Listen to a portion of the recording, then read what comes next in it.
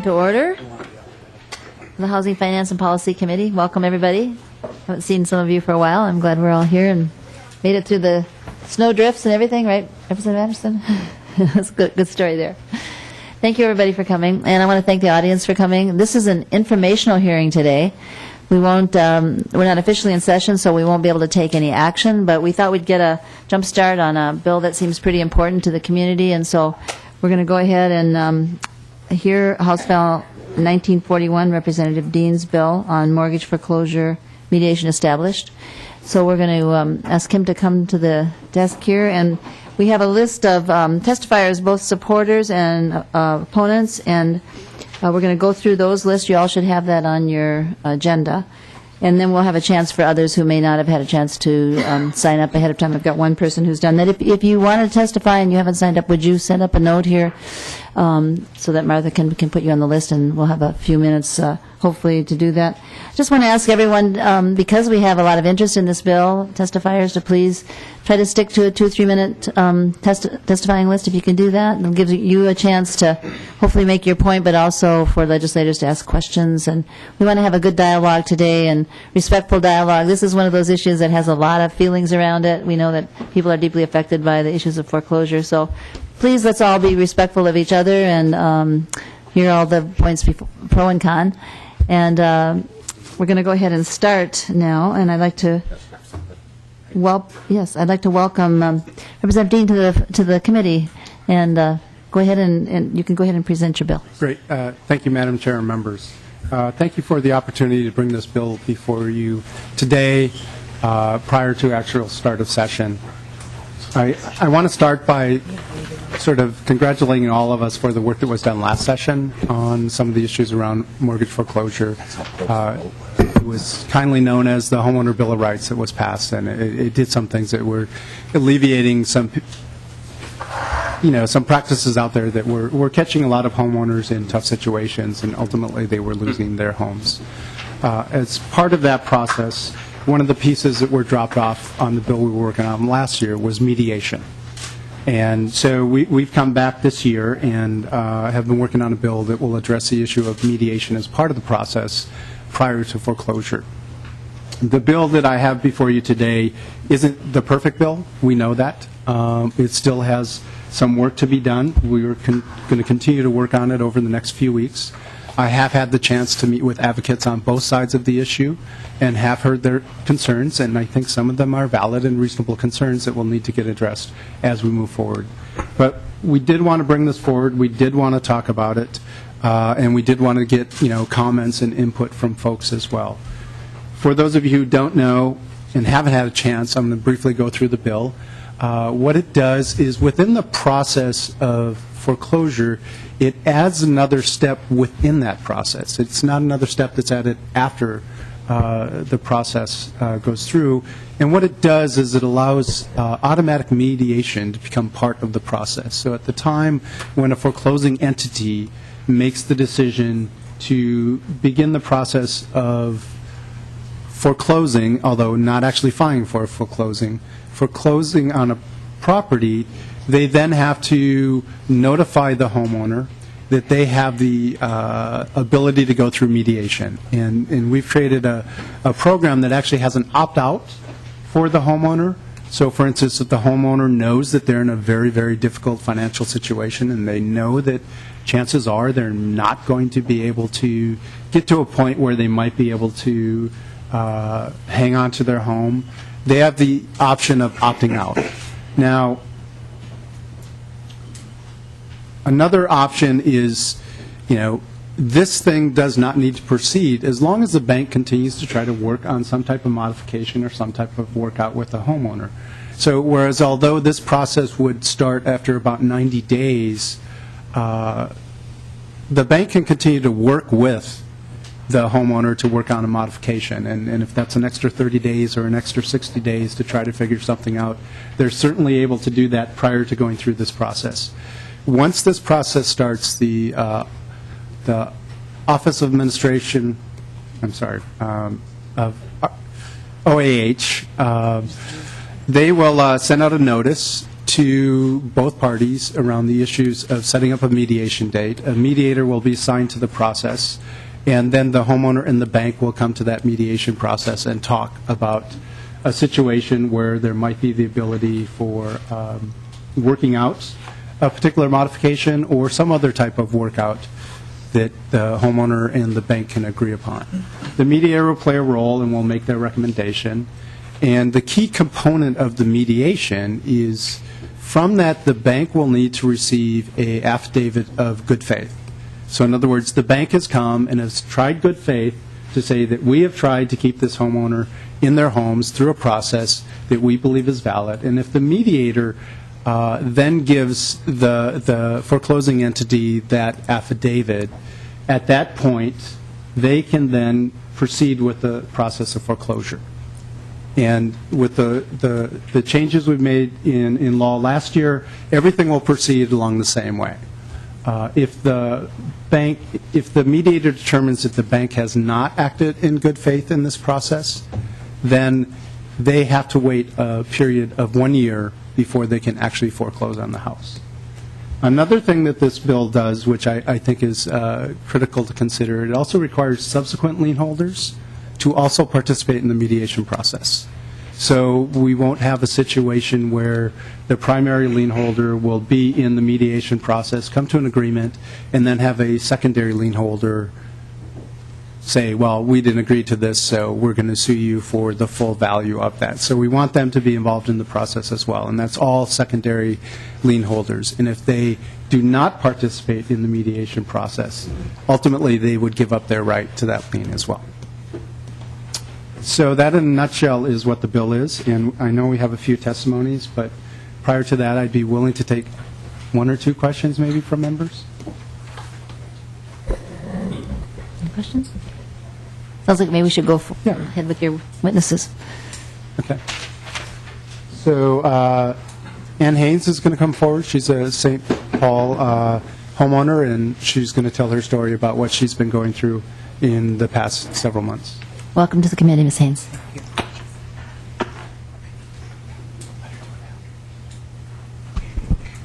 Hello, my name is Ann Haynes, and I live at 1311 Seminary Avenue in St. Paul, Minnesota. In the summer of 2011, I was having a hard time making my monthly mortgage payments and reached out to the bank to see what my options were. I was told because I was making the payments, they couldn't offer any modification. I explained to them that I was able to make the payments, but one whole paycheck would go to my housing, and it caused difficulty for me to pay other bills and support my children. They said the only way they could help is if I stopped making the payments.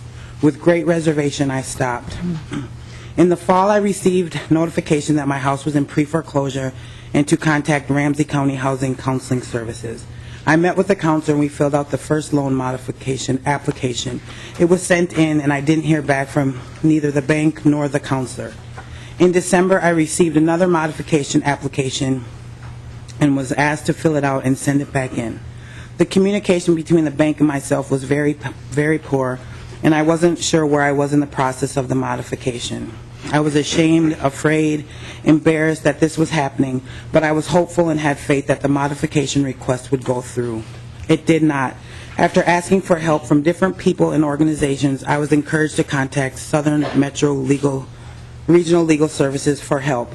Larry Maloney was assigned to my case, and we met and made our first call to the bank, where we both were informed that the application was denied.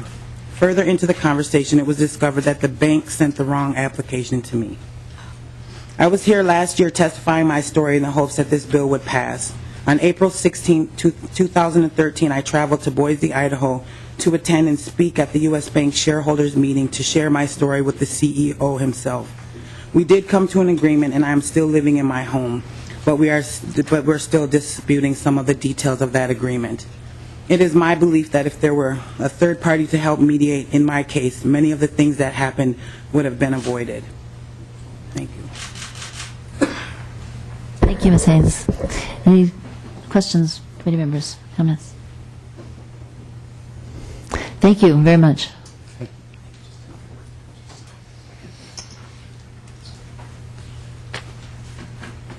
Okay, Madam Chair and members, the next speaker is Howard Crutcher North Minneapolis homeowner.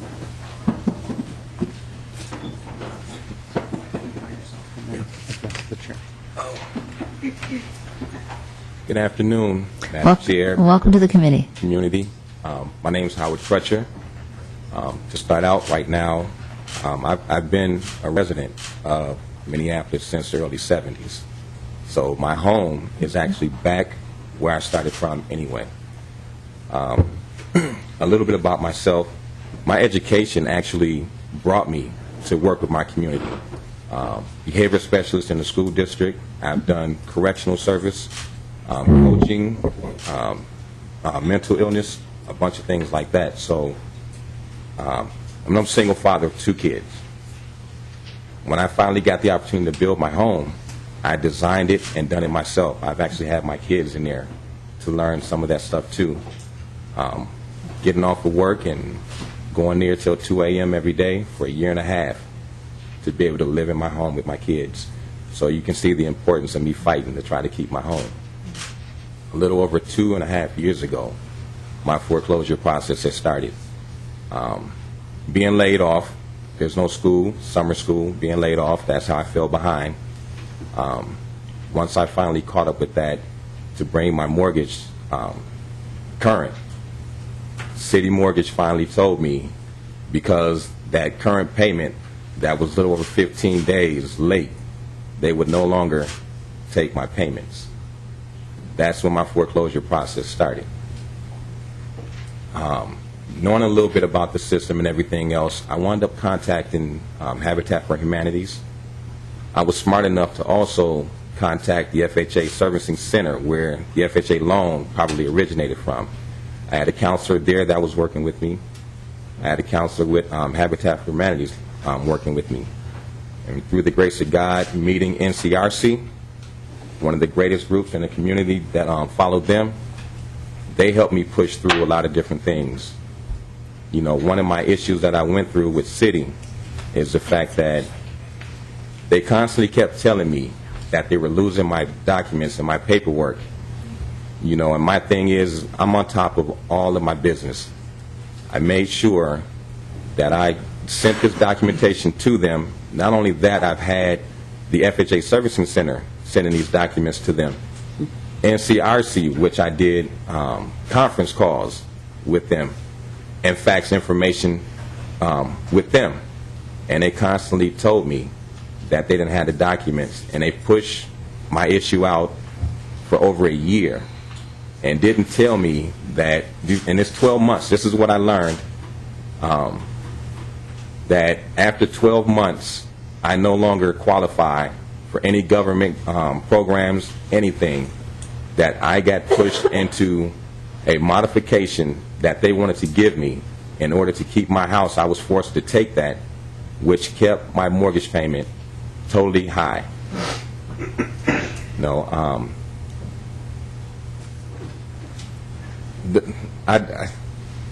I'm a little emotional about my house and everything else, and the situation that I went through for them to push this out for 12 months. And I really think NCRC, with the help that they had, you know, keeping my head up and everything else. And also, I'm a behavior specialist in the school district. I've done mediations with my students. That helped out a lot. I've been in an accident before, and I pray to God I never get into another one again. And I understand that with the insurance company, that they do, you know, things with a mediator to get that stuff across. And I definitely think that the banks and the community and everything else, if they had a mediator, my situation wouldn't have went a year. And right now, I'm in that same situation. You know, my house, if they check the value of my house right now, the market value, and they look at it and say, oh, your house is probably worth $116,000, but your mortgage payment or your mortgage is $250, for them to send me through this right now. And I definitely think passing this bill with this mediation thing would be a great thing for the community. I think right now, if I had it right now, it would help with my situation. So, I mean, you guys have any questions? Thank you, Mr. Secretary. Any questions from committee members? Representative Anderson. Thanks, Madam Chair. And thanks for testifying, Mr. Crutcher. Just a question. You mentioned your modification payment was high.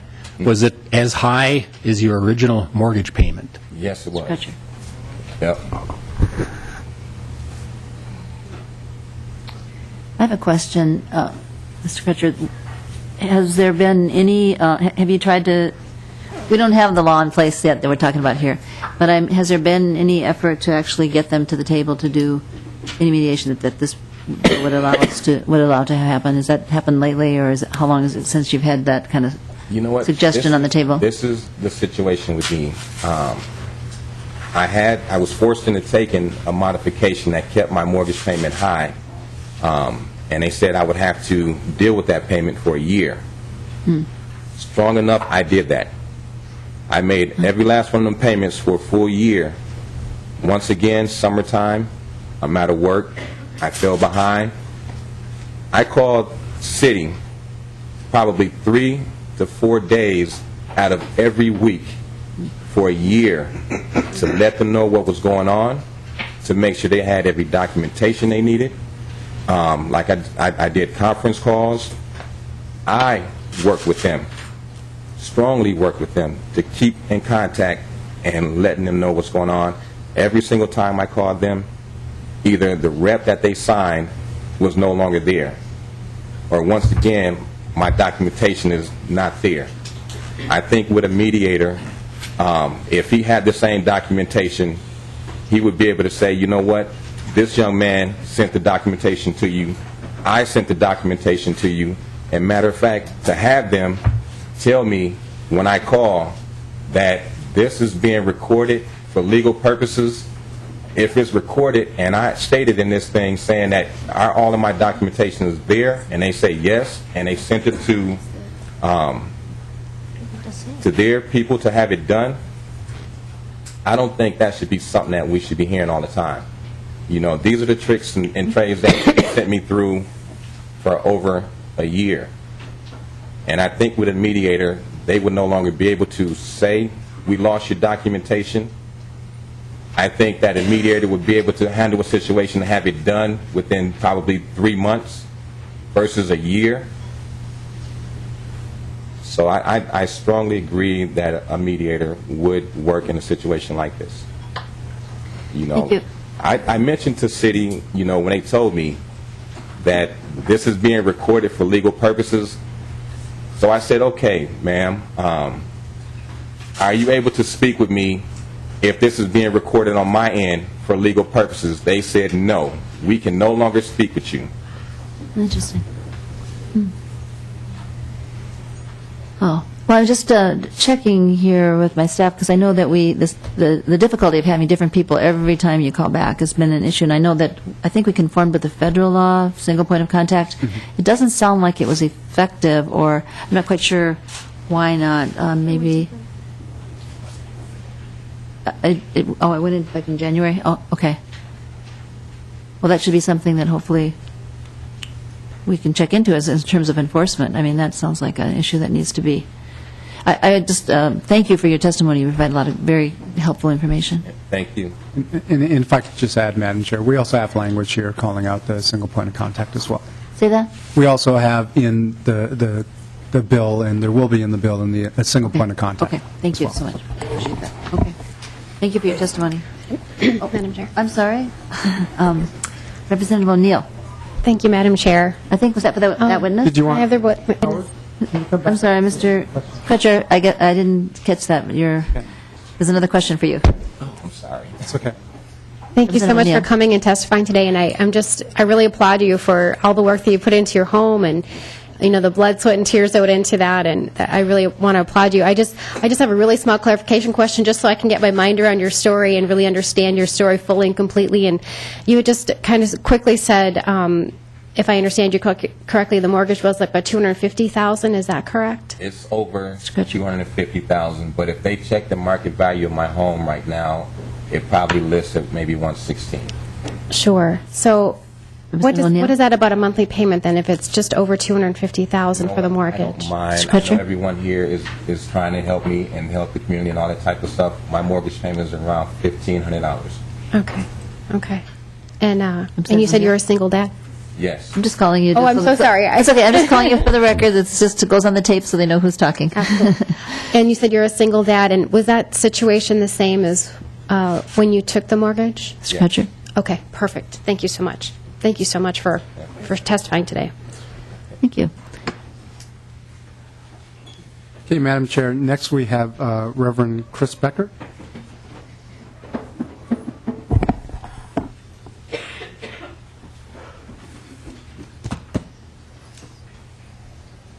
Welcome to the committee, Reverend Becker.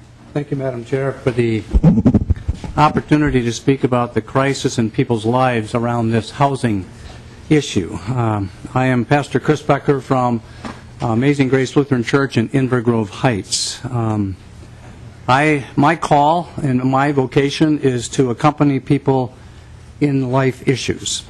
And I will tell you that in the suburbs, foreclosures, we are not immune to foreclosures. And so I've been walking with people too many times in this issue, and I've been here before in the Capitol, pressing upon our elected leaders to do something about this foreclosure situation and crisis. The church has been known for being a step behind at times in this issue. It seems like we are again a little late because some people think that this housing crisis, has come and gone. I can assure you that in the case in the suburbs where I serve and where I live, as in the case of the major cities and outstate areas, foreclosures are not gone. I and the congregation I serve are part of Isaiah. Isaiah is a faith-based organization of churches in the Twin Cities and St. Cloud and other outstate areas that work at ways to take our faith and to use that faith in the public arena, such as today. Foreclosures call for us as people of faith to speak about one of our values, and that is compassion. The crisis of foreclosure is still alive and real in Dakota County. 6 years ago, one of our households from our congregation walked away from their home after they tried to find an alternative solution with their lender. There was a layoff from work, and it became harder and harder to pay their bills. They tried until no one seemed to listen, so they just stopped paying their mortgage, which I couldn't understand, and they walked away. In the last 2 years, in our small congregation, 2 other families, one recently who have joined, also have walked away from their homes, trying at first to find an alternative solution with their lenders. And yet they both discovered that their lenders were actively pursuing foreclosure steps while at the same time giving them somehow the impression that they were working with them to keep them in their homes. This state has recently that recognized that family structures have changed over the years. We've realized that whatever the household looks like, that there remains common family value. And one such value that we see is the stability a home provides. As a pastor whose spouse is an educator in the St. Paul School District, I cannot emphasize more how a stable home is vital to strong learning. I've heard for years from politicians this phrase, family values. It's been embedded in campaign slogans and sound bites. This bill allows us the opportunity in the state of Minnesota to act on behalf of what is crucial value for all families, a stable place to live. In the suburbs, this is a hidden shame.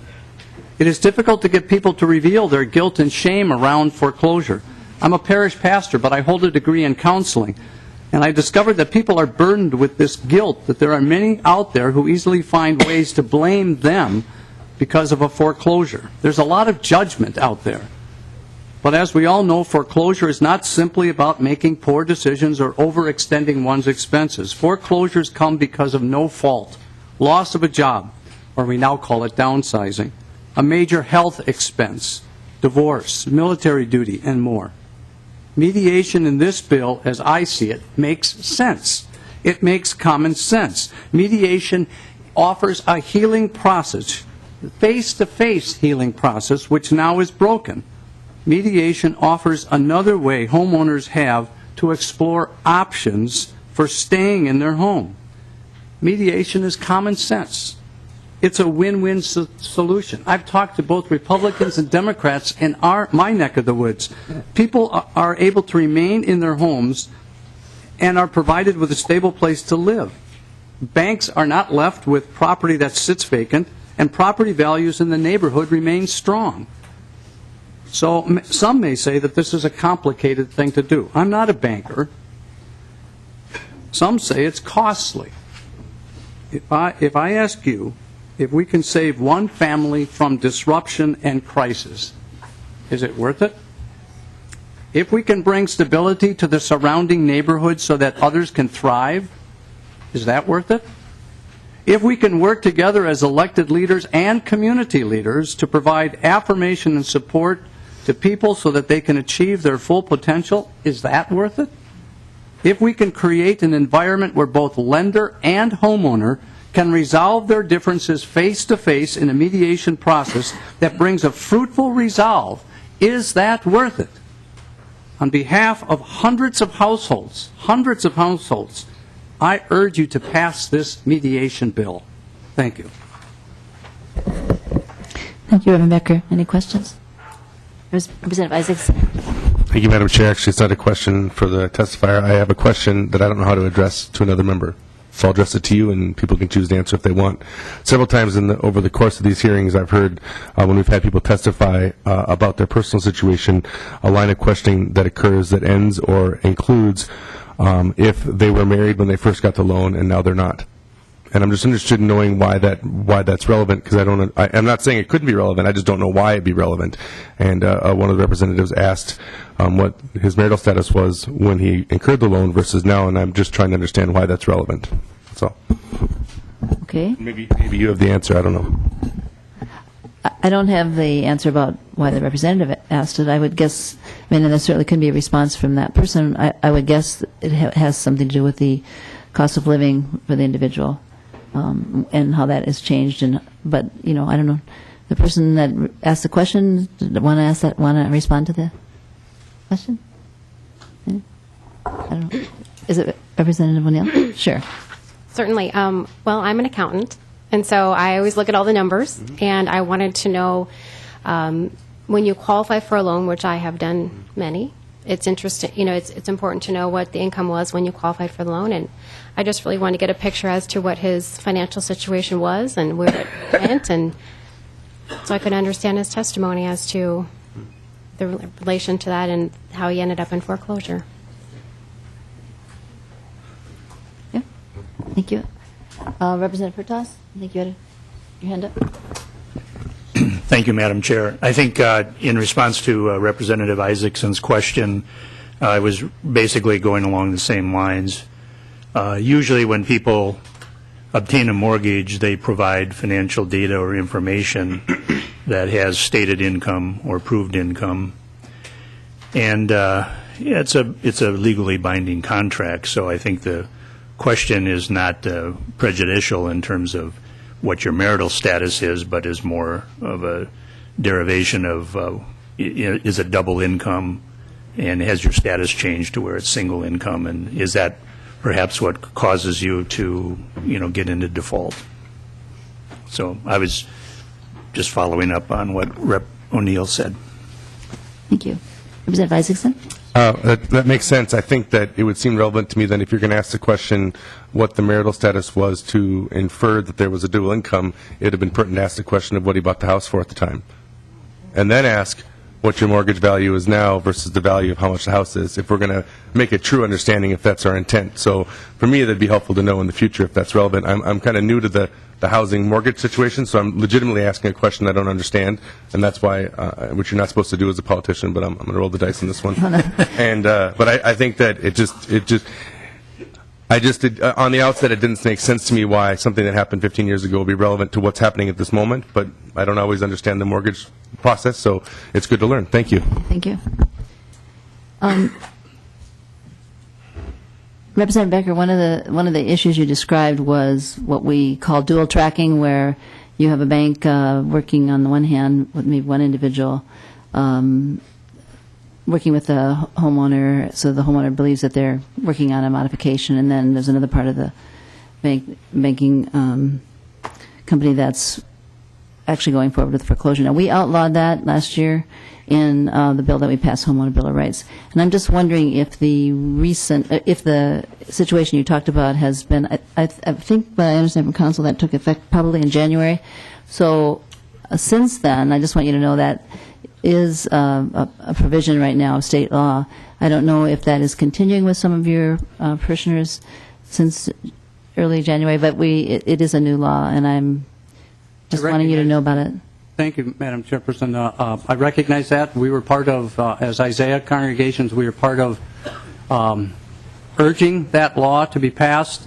I believe that what I'm talking about now, especially in the recent member of our congregation, is that there wasn't an opportunity with a change in their status, whether it be marriage or job, that there wasn't an opportunity to do some mediation that, again, common sense comes back to my mind, that says, all right, when things change in life, and they do for many people, is there a process in which people then can engage in a face-to-face activity to offer other solutions in order for people to stay in their home? Healthcare, that's a big thing for people that I know of, that if a major health illness all of a sudden allows them not to have the resources to pay their mortgage. Would the bank or lender be willing to work with the mediation process to offer some other options? Now, in some cases, that may not be. There may not be an option to stay in the home. But in some states that I know of, when they practice mediation, a large percentage of people are able to do that, and it offers the stability then not only for that family, but for the community, the neighborhood as well. Okay, thank you. Representative Anderson? Thanks again, Madam Chair. Pastor, thanks for being here. You mentioned you have a degree in counseling, so you're a good one to ask this question. Minnesota has a provision where counseling is offered in situations that we're talking about today. How do you see that fitting in with this new process of mediation, the value of one compared to the other, and is there a place or a need for both of these processes? Reverend Becker? Or maybe the author? Madam Chair, I can handle it. In the current bill that you have, we haven't spelled out the role of counselors, but it is our intent to have the counselors play a significant role in this process, so that at the time of initial contact, a counselor will begin to be involved with that homeowner as well, and will hopefully, depending on how we get some funding streams and things like that, be able to go with them through the whole process up to mediation. So we see counselors still playing a critical role in this process. And the hope is current counseling is able to capture a certain number of individuals and to work with them. And through mediation, we believe that it might be another 10 to 15% more people might be able to stay in their homes as a result of this. Sam Anderson? Okay, all right. Thank you very much, Reverend Becker. And Representative, Representative. I was just going to say, next we have Sue Walla-Phillips from MICA coming up. Welcome to the committee, Ms. Watlow-Phillips. Good afternoon, committee members. Madam Chair, Sue Watlow-Phillips. I am the interim executive director of MICA, the Metro Interfaith Council on Affordable Housing, and president and CEO of Integrated Community Solutions. I do have two handouts, if I may have. Yes. Folks, pass those out, please. Okay.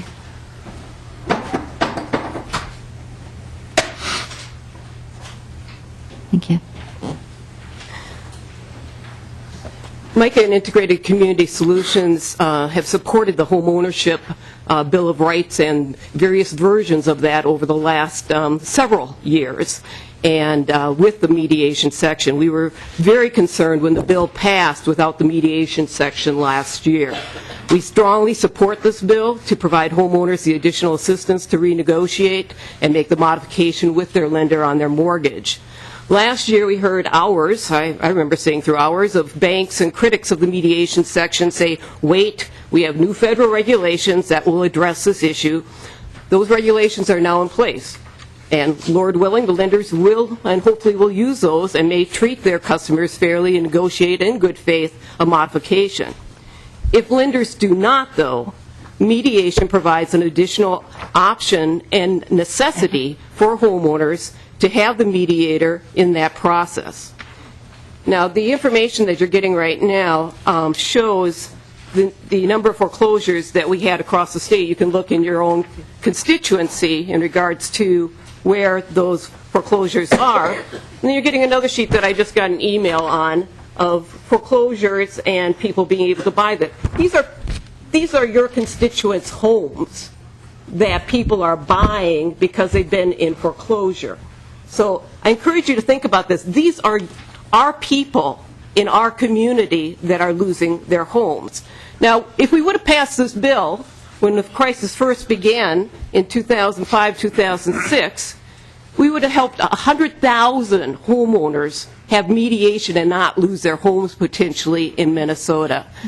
In the 8-year history, I have this here, and I can probably pass out one of these if that would be helpful.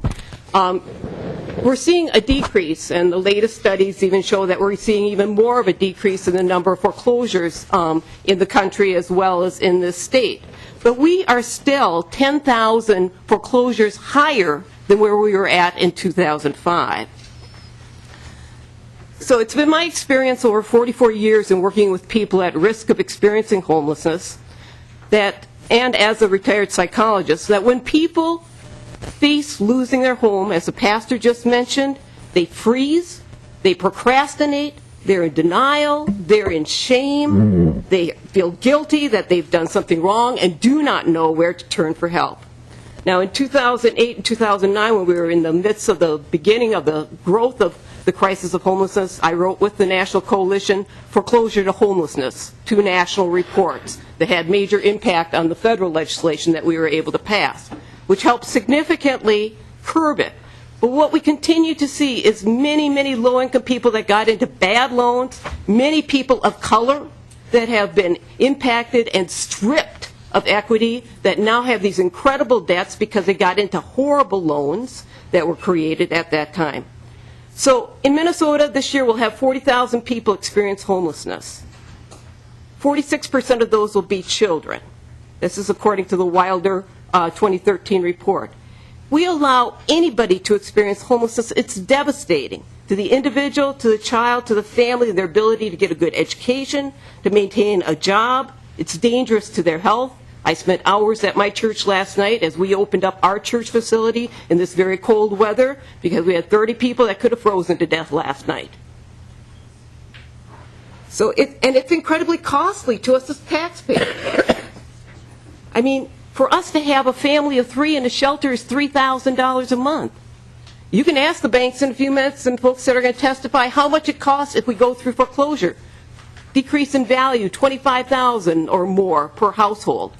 You look in your own neighborhoods or your own communities where there's a lot of foreclosures, and what are the values of the properties in those communities? This is incredibly important to all of us, that we keep our constituents, our folks in our own community in their homes so they can do well in the community. So as people of faith, is our hope and our prayer that our financial institutions do follow the rules of law, but also the golden rule. Not the rule of gold, but the golden rule. Treating others the way that we would want to be treated in that same situation. For those institutions that don't, we need this legislation to provide the mediation to protect our homeowners, our folks in our communities. Thank you. Thank you. Questions, comments from committee members? Representative Anderson. Thank you again, Madam Chair. Ma'am, thanks for being here again. In your testimony, I think I got it right here, you used a couple of times the term people got into bad loans and horrible loans. Could you describe what you mean by that? Ms. Ratliff Phillips. Madam Chair, Representative, I have seen some of the loan documents that were given to folks, especially on the north side of Minneapolis in 2006, 7, and 8, and I am embarrassed that we would have any financial institution even provide that type of paperwork to folks. Things that could not be read by people that were being borrowed, they were loaning money to, I mean, the predatory type of lending that happened at that time, and a lot of that has been curbed by the federal legislation that we passed, as well as things that we've done here in the state of Minnesota. But I think that, we should be very embarrassed about what happened during the middle of the last decade in regards to how we allowed our banks to operate and our financial institutions to operate.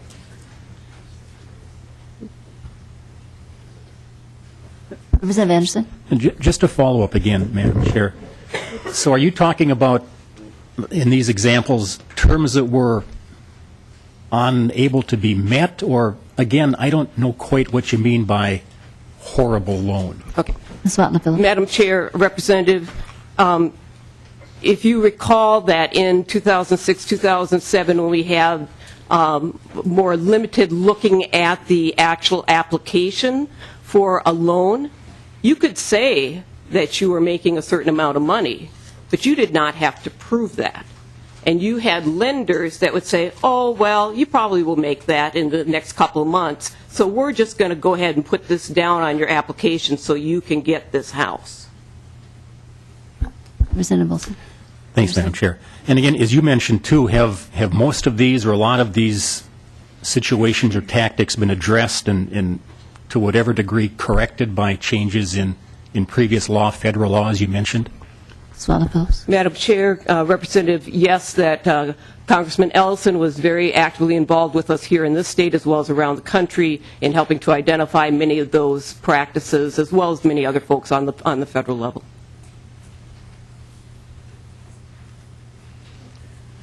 Okay.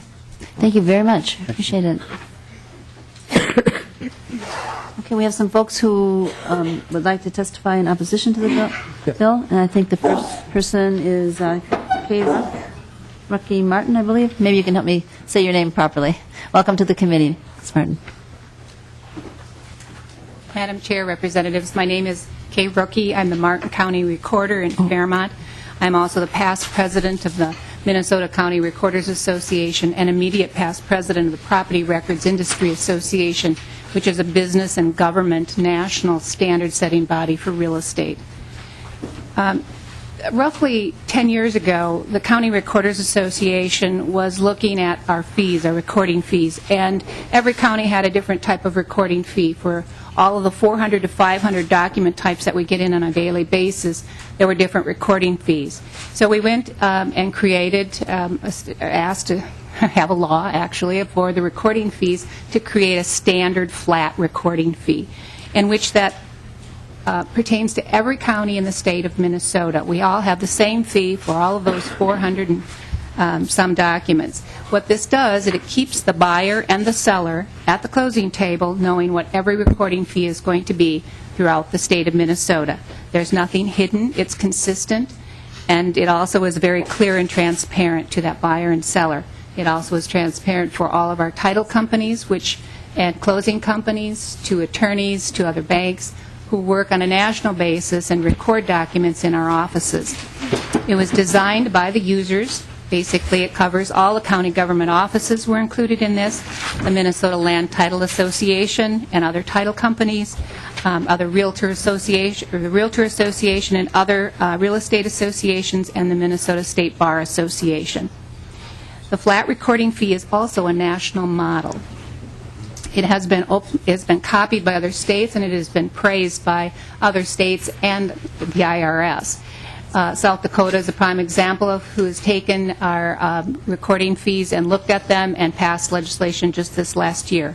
The Internal Revenue Service records real estate documents in every state in the United States, and when they look at Minnesota's, they're very pleased that every time that they have to write a check out, it goes exactly at $46 in every county of the state of Minnesota. So the Minnesota County Recorders Association urges you to not look at the funding mechanism for this mediation bill from the recorder's office. We have worked very hard over the years to keep this consistent, and this would be a step backwards for us because it takes one document out of those 400 to 500 document types and opens a door that we would end up going back to the original way that we were recording documents. We know that there are other avenues and mechanisms to fund this mediation program, and that we urge you very strongly to keep the recording fees out of this plan and protect it for the public benefit and the success for consistency for our customers and our taxpayers. Thank you. Question or comments from committee members? I want to see if I understand your testimony on one part. It sounds like the concern to have a consistency is really the basis. You don't want to go back to having many different fees. You want to have a consistent fee. Is that correct? Yes, Madam Chair. An example would be the state of Massachusetts. We weren't quite as extreme, but we were heading down that road. If you were to record a deed in the state of Massachusetts, it could cost you $175. The next document is a mortgage. It would cost you maybe, say, $10. I don't know the exact figures. And then it would be $1 a page. And then you would record a mortgage satisfaction, and it would maybe be $5. If you're at a closing table, and if you're a buyer or a seller of property, and you look at those, how do you know exactly where you stand on those things? That's why we looked at the recording fee in Minnesota, because we did have that mortgage document that had, I believe it was a recording fee, and then it was $1 a page. We were literally sitting there counting pages of documents, which is ridiculous to have to do.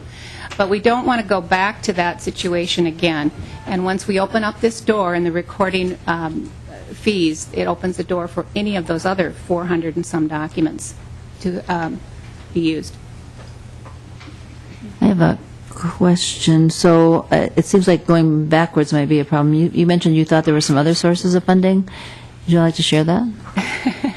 We're always looking. Yes, Madam Chair. There are probably other avenues that we've discussed. There is mortgage registration and deed tax, which the state already collects 97% of, and the counties get a 3% portion of that. That would be one avenue to probably look at if you're going down that road. I think the connection for documents and this mediation program might not be the best avenue, simply because it always goes back to that consumer, that buyer, that seller. And they're always the ones that are paying for it anyway. So even if in this situation, if there was $300 added onto any type of document, in the very end, if that property was foreclosed on, that goes into the cost and distribution costs on that foreclosure that the sheriff sets up, and who's paying for it? Well, the next person along the line is going to be paying for it. So it always is coming back to that buyer or that seller in this case. So if I understand, your opposition is to the nature of the fee, not to the purpose of the bill. Not the purpose of the bill, Thank but you. to the fee tacked onto our All right. recording fees is only. Thank you. All right.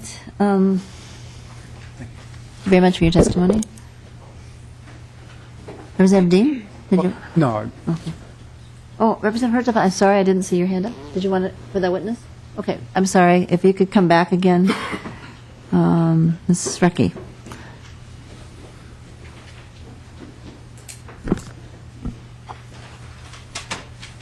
Thank you, Madam Chair, and thanks for returning.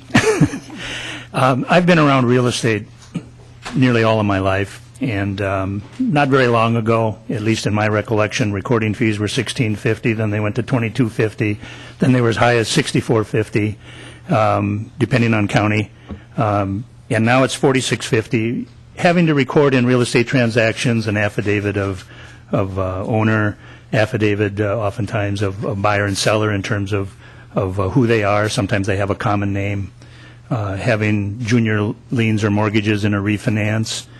Having all of these different documents adds hundreds of dollars to a real estate transaction. And I guess I'm getting a little off track, but really what justification is there for a $46.50 recording fee? Madam Chair. Recky. Representative, we're funded through county government, but the recording fee offsets those costs. The recording fee actually is $46, but the county gets $35.50. The $10.50 goes to the state general fund. So we are getting $35.50 for that document, and that document covers, it goes into a technology fund, so our offices are state-of-the-art, basically, as far as technology. Our turnarounds are faster. Turnaround make a big difference as far as buying and selling property. and getting those documents a public record, which is extremely important to have public record, which is the base of our economy for buying and selling property in the United States. So there have been recording fees. I believe when I started it was $15, and I started 28 some years ago. So, and it hasn't really gone up. It stayed at $19.50, of which the state had $4.50 of that. So it stayed at $15 for, I believe, close to 20 years. And so when we worked on this flat fee bill, we worked on some mechanisms to help the technology in our county government and to speed up this customer service, and then to also keep this consistent flat fee so everybody was aware of what those were. Okay.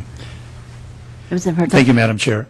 So what you've said then is really the recording fees also include essentially a 25% tax. About $10.50 of that $46 fee is a tax that goes to the general fund. Madam Chair, Representative. Okay, thank you. Okay, any other comments, questions? All right, thank you very much for your testimony. Mara Humphrey is the next person I have on the list. Welcome to the committee, Ms. Humphrey.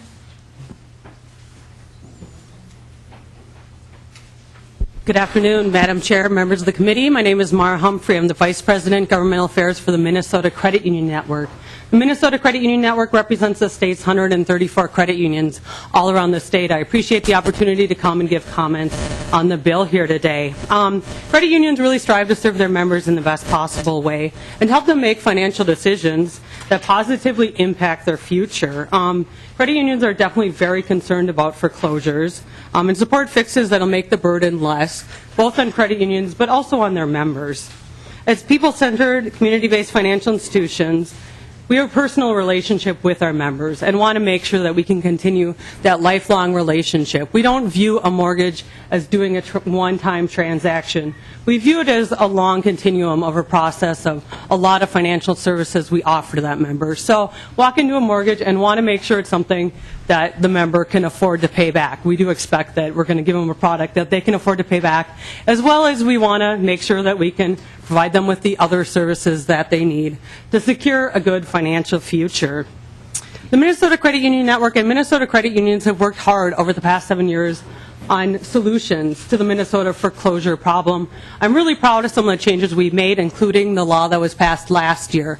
I think it addresses a number of the issues and provides a number of remedies for consumers, for credit union members going through the process. We definitely don't want to foreclose. No one wants to have a house. No one wants the homeowner, the credit union member, to be out of a house. But unfortunately, there are cases where we do have to go through the legal process. I would just want you to know that credit unions don't take that process lightly. I appreciate the opportunity to talk to the author recently, express some of our concerns, and look forward to the opportunity to work with him. I did want to share with you some of our specific concerns that we had when we walked through this bill. One of the concerns that we had deals with counseling. We're really concerned about how the counseling process in Minnesota law fits into the time frame and the process. We don't really want to see the current counseling process get minimized or pushed aside by the pieces of the mediation. And I guess it really isn't clear to us how they all fit together and what the role that the counseling is serving. I pulled out the number from the most recent Minnesota Homeownership Center report. They found that 47% of homeowners receiving counseling were able to avoid foreclosure. And I think that really speaks to how effective the counseling component has been through the foreclosure process. A number of credit unions, also part of Lutheran Social Services, who are able to provide not only foreclosure counseling, but counseling in general, anytime a member wants to sit down and work on their budget. And it really is able to give them a broader perspective, not only the targeted, I can't make my payment this month look, but really to sit down and look at their finances overall to make sure that they can afford every payment that they're making and that they're going to be moving in the right direction financially. Another issue that I want to address is the small financial institution exemption. We definitely appreciate the exemption that is included in this bill. It exempts financial institutions who have under 150 or fewer foreclosure filings in a year. However, we really don't feel that it goes far enough in terms of the breadth or the scope of the exemption. I want to give you a couple of examples of where the smaller financial institutions are still really getting pulled in. One of the examples is, as we read the bill, everyone's going to be required to pay this additional $300 filing fee, whether you're going to be going into mediation or not. Another example is, under the bill, it fails to exempt the smaller financial institutions from the several requirements that we are currently exempted from under the CFPB small servicer requirements, and that we are also exempted from under the Minnesota Homeowners Bill of Rights that was passed last session. And I think those exemptions for financial institutions really acknowledge the fact that we don't have the resources that some larger financial institutions might have. One of them specific is naming a single point of contact. And the reason why we have been exempt for that is because it hasn't been an issue for credit unions and for some of the smaller financial institutions. I think one of the advantages of being smaller, we're local, you can walk into the local branch. It hasn't been a problem to find the right person. I'll submit, in many credit unions, there may only be a point of contact. But having to name one, and there's a number of additional regulatory requirements that go along with that, we're definitely concerned about that burden. Another concern that we have with the bill is the impact on second lien holders. We have big concerns of the impact this will have. It requires a new requirement that all second lien holders also go into mediation. Second lien holders are a large part of credit unions' portfolios. And it's something that they keep in-house. The ability to strip the second liens would definitely have a devastating impact, especially on smaller credit unions. The requirement that all second lien holders attend mediation, I'm concerned about how resource intensive this is going to be for credit unions. I think it also doesn't acknowledge some of the geographic disparities of different areas. And we have several concerns about procedurally how that's going to work and the number of pieces in it. In addition, overall in the bill, we just have a number of technical and procedural concerns with how this bill will operate and fit into the current foreclosure process and time frame. I'd be happy to discuss specifics further, but really wanted to get across our larger concern just about the intent, purpose, and applicability of this bill to credit unions. Minnesota credit unions view foreclosure as a last resort. They want to keep those members for life so that they can help them make the best financial decisions possible. We definitely don't enter into the decision to foreclose lightly. We're proud of the work that has been done over the past several years on the Minnesota statute to ensure that homeowners have strong rights and protections through the process. We also appreciate the efforts of the chair and the committee's efforts to look at increasing home ownership. I think we've been very focused on this narrow scope of foreclosures, but there's also a broader look at what can we do to increase home ownership? What can we do to increase financial literacy? All those tools that we need to have in place to ensure that we have successful Minnesota homeowners.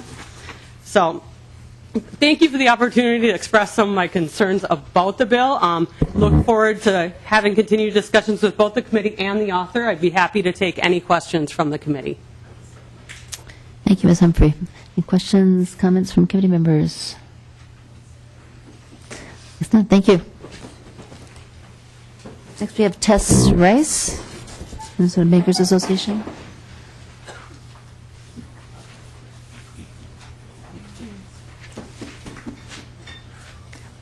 Welcome to the committee, Ms. Rice. Thank you, Madam Chair, committee members. Sorry, I've got a cold. My name is Tess Rice. I'm General Counsel for the Minnesota Bankers Association. We represent about 95% of the banks in Minnesota. That's about 360 banks, from the very largest to the very smallest community banks. Since 2007, we've worked collaboratively with stakeholders on 29 different bills on foreclosure with 91 different provisions to strengthen foreclosure laws in Minnesota for the consumer. Last year's foreclosure bill was called the strongest homeowner bill of rights in the country by the advocates. It bans dual tracking of foreclosures, meaning loan servicers can't sell off a home unless there's a clear yes or no on a person's loan modification application. It also explicitly requires banks and servicers to make loan modifications to everyone who's eligible and assist them with the process. The bill contains a private right of action where the foreclosure sale may actually be set aside, or if it hasn't happened yet, it can be stopped, and attorney's fees awarded to the consumer if the servicer isn't following the rules in the statute. It gives homeowners more time to seek a loan modification. They have up until the seventh day before the foreclosure sale to apply for a modification. And the process will be stopped then until a decision is made, and there is an appeals process as well that they can go through for the loan modification. Our general policy concerns with the bill include that state law that just passed last year was just effective 6 months ago. The federal servicing rules from the CFPB, the Community Financial Protection Agency, those became effective in January, 2 weeks ago. And we believe those laws should be given the opportunity to work before new laws are added to the process. We have one of the strongest foreclosure counseling programs in the nation. Every borrower in foreclosure is eligible for free counseling and is informed of that service multiple times during the foreclosure process. This counseling is conducted by nonprofits with trained and certified advisors who provide free, non-biased services, and they'll review a borrower's whole financial situation and then work as an advocate for the borrower with the mortgage company to try to find the best solution to their problem. The foreclosure process is already long and confusing, and we're not clear right now how mediation will fit into that process and how it will work with the foreclosure counseling. We know that the mediation process will take at least 4 months, the way the bill is written right now, but it could take substantially longer. I have a visual aid that shows what notices consumers receive now in the foreclosure process. So when a foreclosure is happening, let's say if the borrower is 30 days late, they're going to get this notice. Thank you. They'll receive a notice from the servicer that they're in default and that foreclosure could occur. And typically sent at that time, not required to be sent at that time, but sometime soon, is the pre-foreclosure notice. And that lets them know about pre-foreclosure foreclosure counseling and gives them contact information. The servicer will also let that foreclosure counseling agency know about this borrower in foreclosure, and the foreclosure counseling agency will contact them directly. Yes? Could you move your microphone over? We just want to make sure we can hear you. There you go. Thank you. At 36 days delinquent, so if a customer is 36 days late, federal law requires the servicer to make live contact with the borrower to let them know you're in default and these are your options. At 45 days, notice must be sent. This is under federal law, letting them know that there are loan modification alternatives available, giving them a single point of contact, and then information again about housing counseling, contact information. If the person is a service member, they'll get an additional notice at that time, letting them know about the protections of the Service Members Civil Rights Relief Act. And then after that, there will be another notice, and these 4 at the bottom will come at the same time in different colors, and they will get another notice. This will be personally served, letting them know that that there is help for them when they're in foreclosure, and giving them contact information again for foreclosure counseling. And then there will be a notice that lets them know about redemption. So if they do go through the foreclosure sale, what their rights are to redeem the property. There's also a notice about their homestead, and then finally the notice of foreclosure sale. So they will be receiving all of those notices.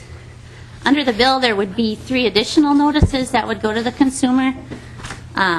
So a notice, what happens is the lender will let the OAH know that they're going to start the foreclosure process. OAH will then send out a date for the mediation. They'll determine what that date is, and they will send the notice out to the homeowner. So I think it would have to be at least 45 days delinquent, so somewhere around this time, this notice would come.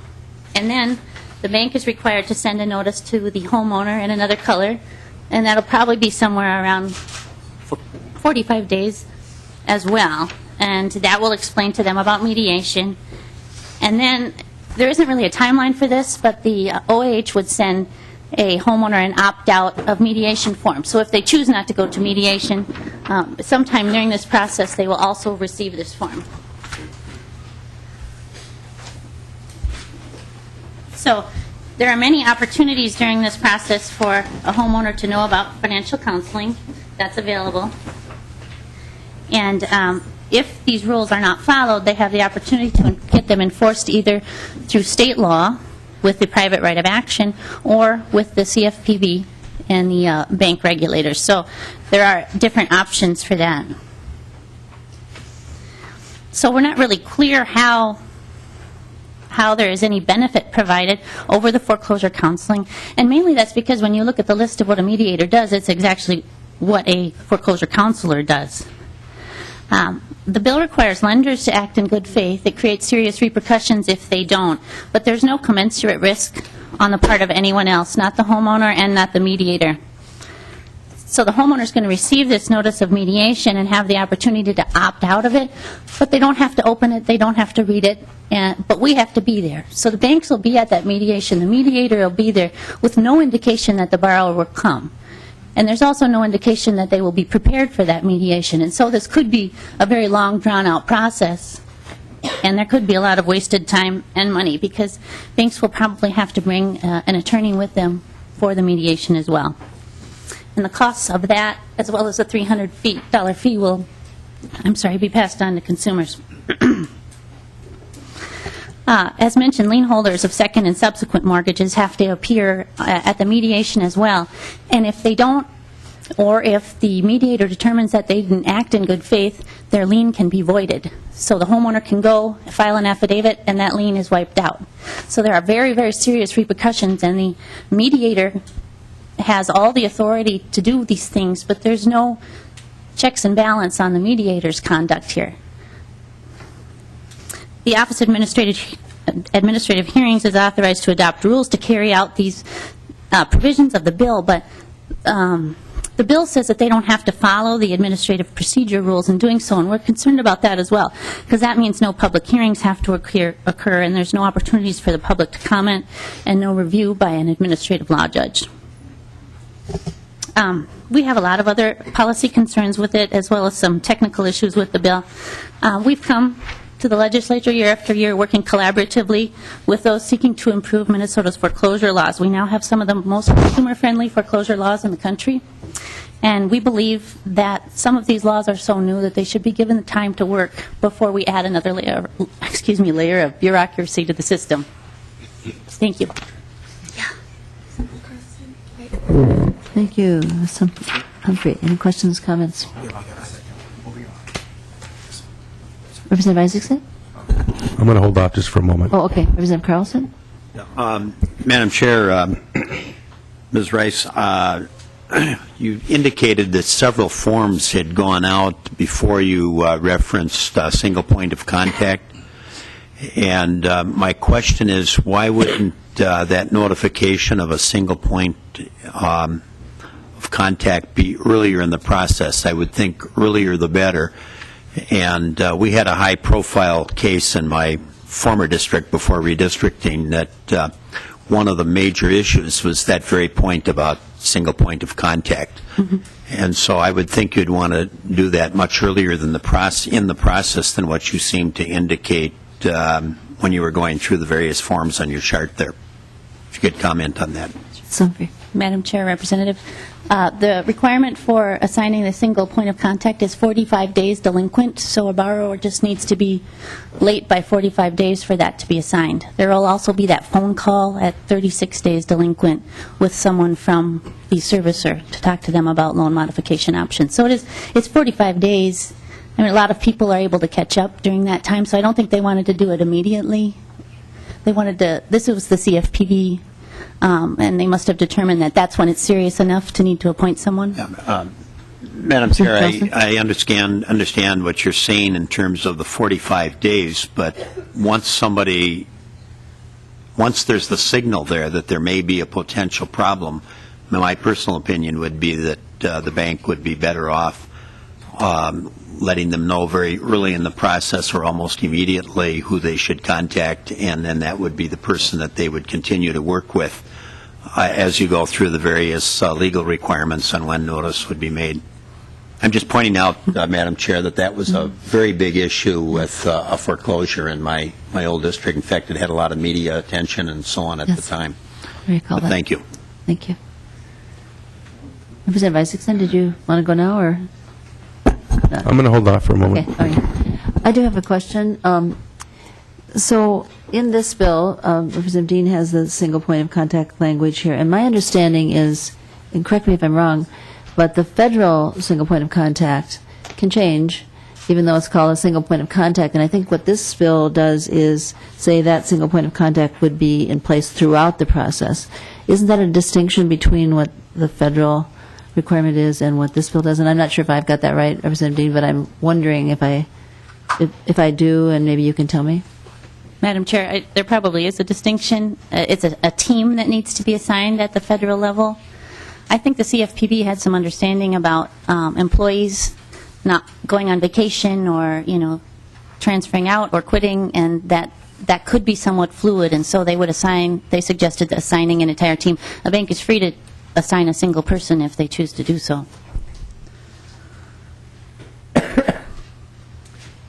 And then I guess my other question was kind of along the line of Representative Carlson brought it to mind. I was thinking about the individual who testified earlier that she was told that she needed to wait until she was in default. She couldn't get any services for any sort of modification until then. And then, is it your opinion that with that kind of advice, that if it still continues, that the single point of contact would kick in at what point?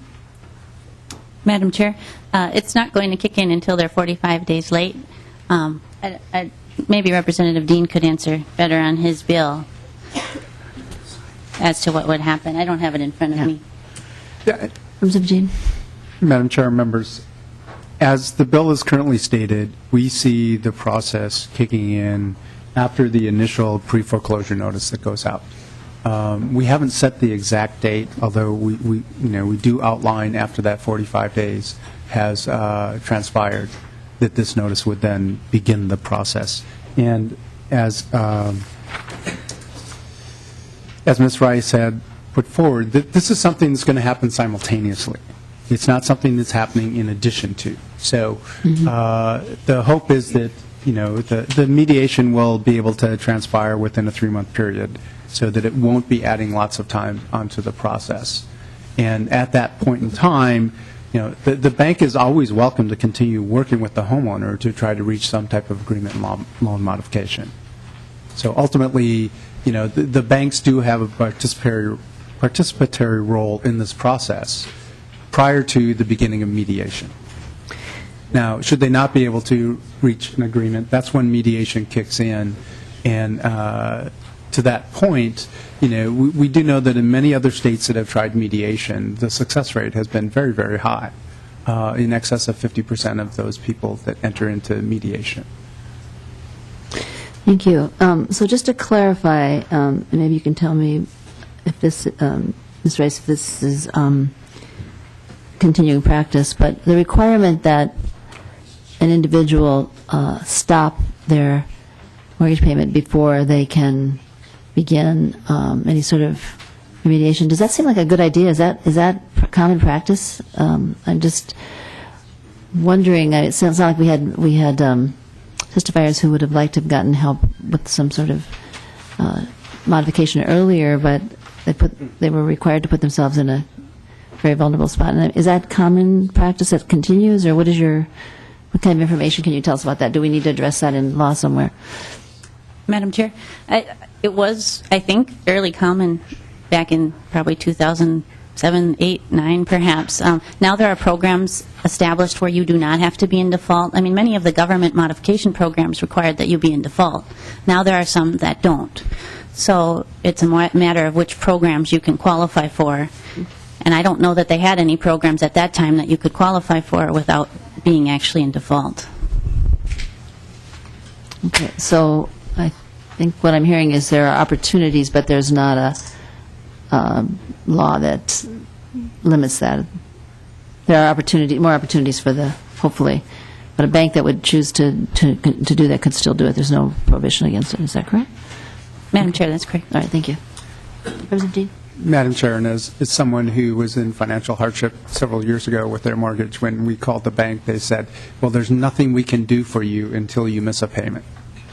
So we didn't miss a payment, by the way. All right, thank you. Well, thank you very much, Mr. Rice, for your... Oh, Representative Isaacson. Thank you, Madam Chair. Again, learning curve here, so I'm just trying to figure some stuff out.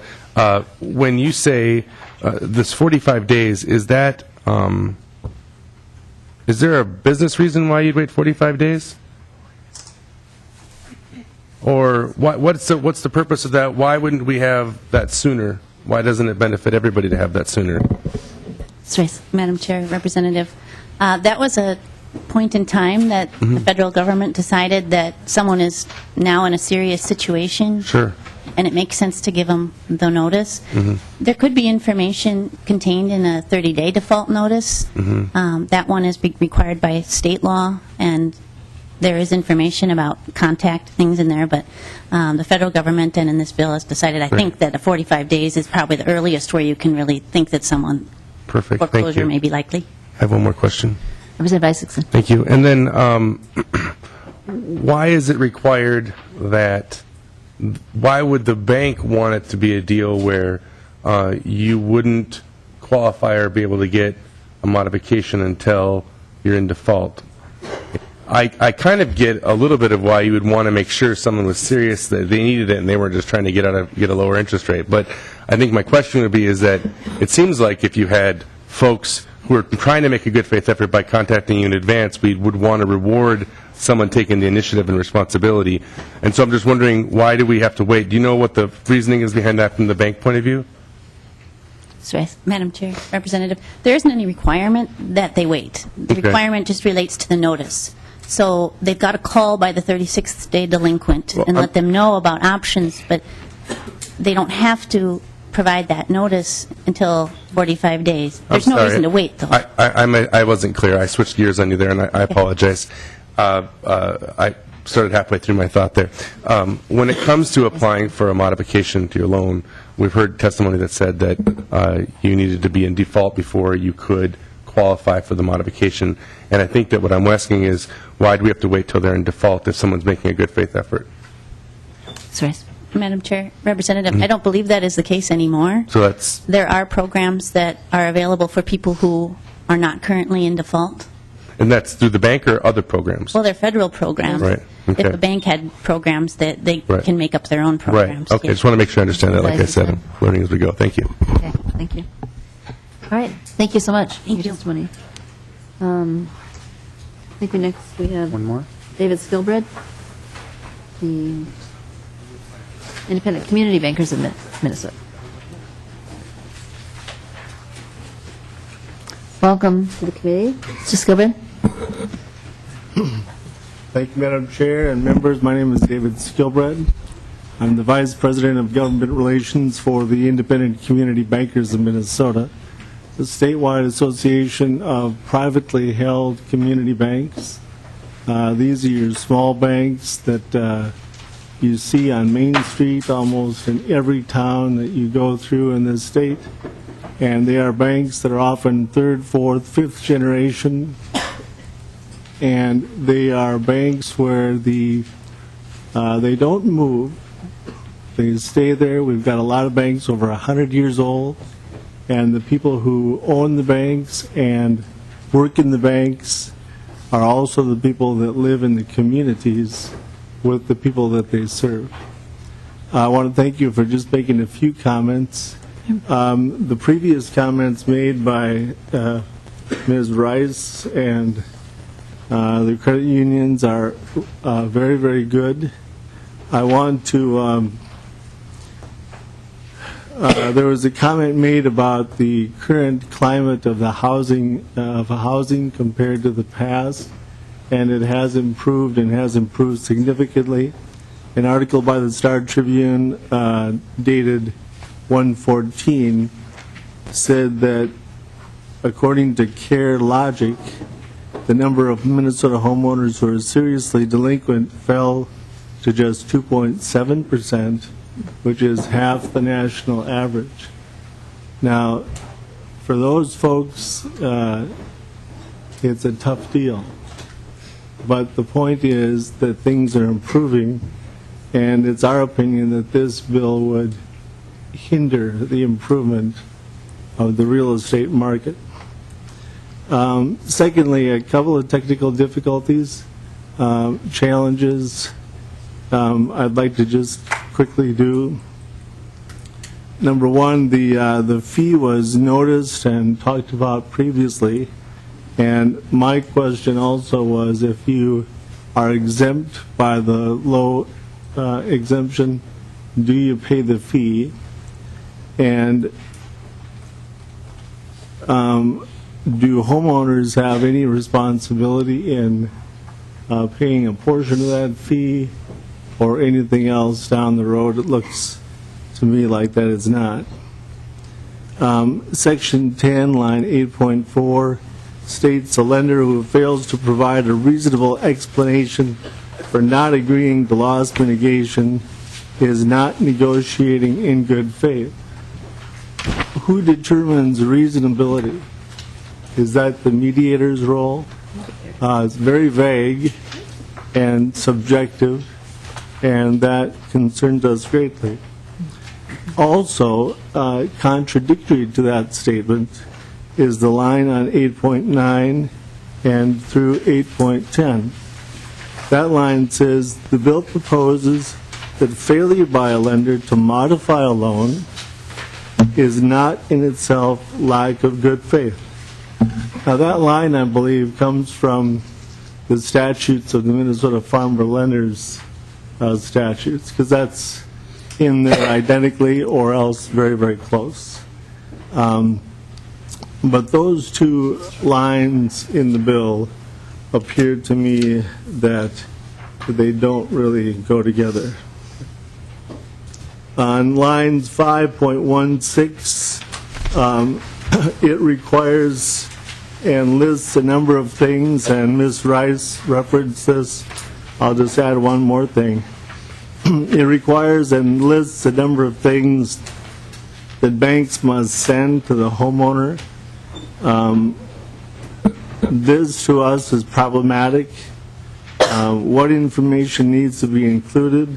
If something is not included, does that void the disclosure? It seems to us that the better idea would be to have a list of items that the borrower sends to the bank, and those obviously would be the things that you normally would use when you go through an underwriting process and apply for a new loan. Tax returns, W-2s, sources of income, because that's exactly what's going to have to be talked about at the mediation. And if you don't tell the homeowner exactly what to bring, they may not bring things that are worthy and things that are helpful for that discussion.